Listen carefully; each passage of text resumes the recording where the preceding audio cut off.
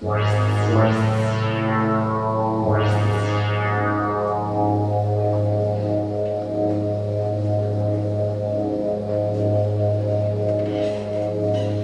an old city by the Nile Delta.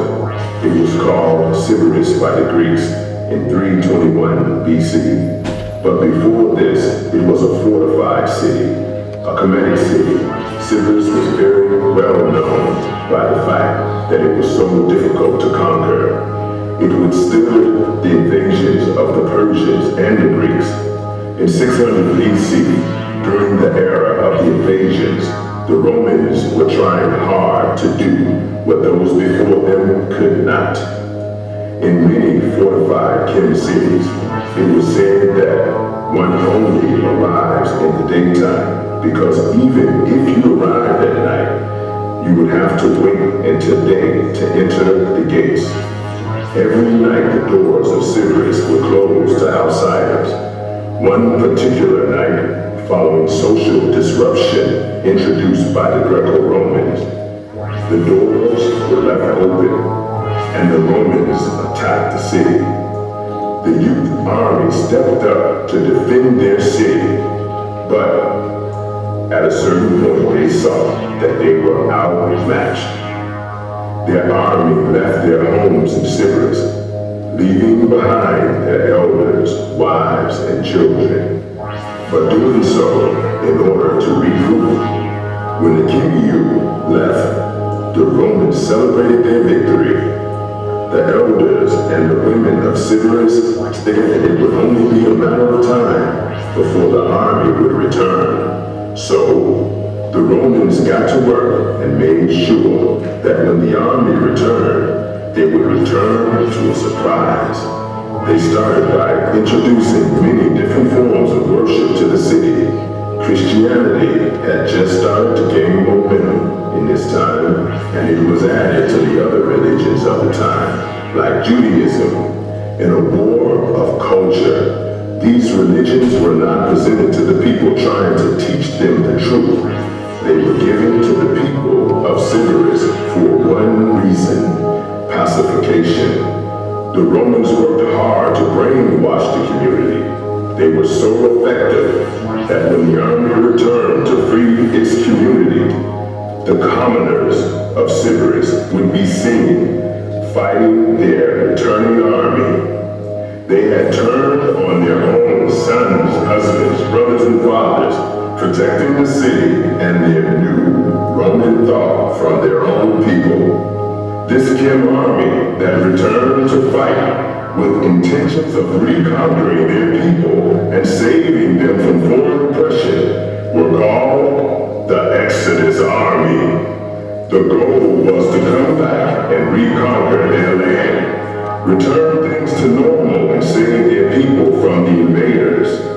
The Exodus Army didn't expect to see their own people fighting them off. Now, in 2010, their journey continues.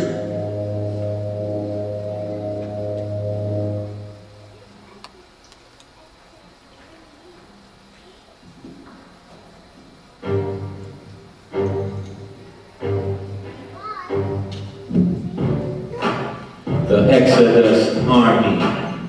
Yes, we are back.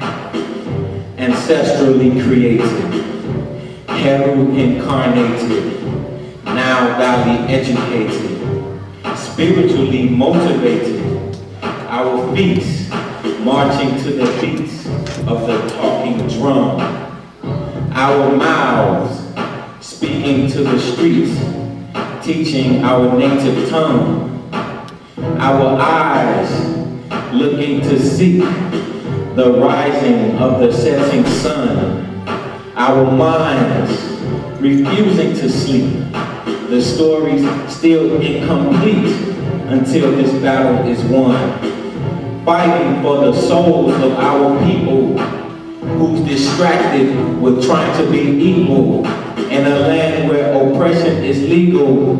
Get prepared, cause here comes the sequel. Exodus Army. The numbers are few, but our values are strong.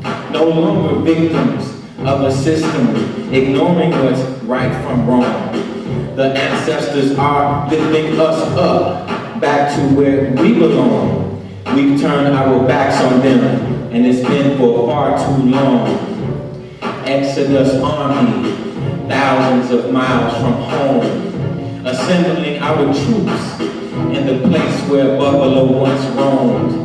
Generations have come, generations have gone, with nothing left here for us to call our own. Exodus army, led by the words of gods, maintaining our purity through ritual, free of the man-made frauds. The veil has been lifted. Our paradigm has finally shifted. Some conscious words that you can live with. Listen close, try not to miss this. Nu pekaui, ab emrei hati, ra neteru, heri wati emrei, nuk ra yahu, nuk bafe hekau. The Exodus army, movement of Ra people.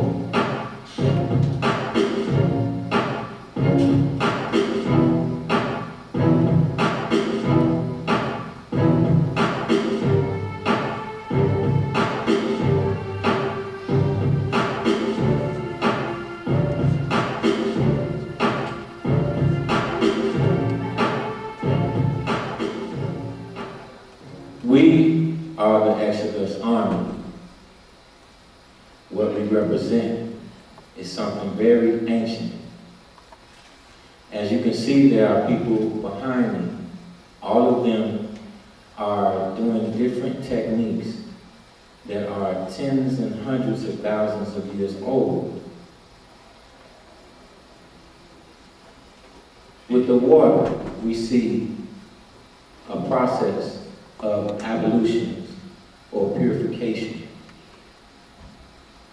This allows us not only to be clean physically, but it also allows us to cleanse our spirits. If we are trying to get close to the divine, we have to fit what it takes to be close. The divine world is a pure place.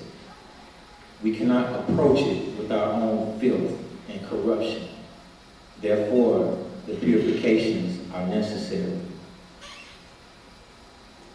What you see here is what we call Zemzem. This is something we also do twice a day. This allows us to fit what it takes to be closer to the divine world.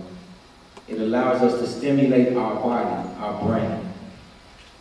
We are not here to entertain.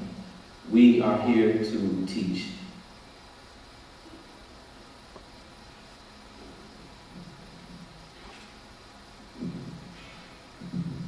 This is what our ancestors left us.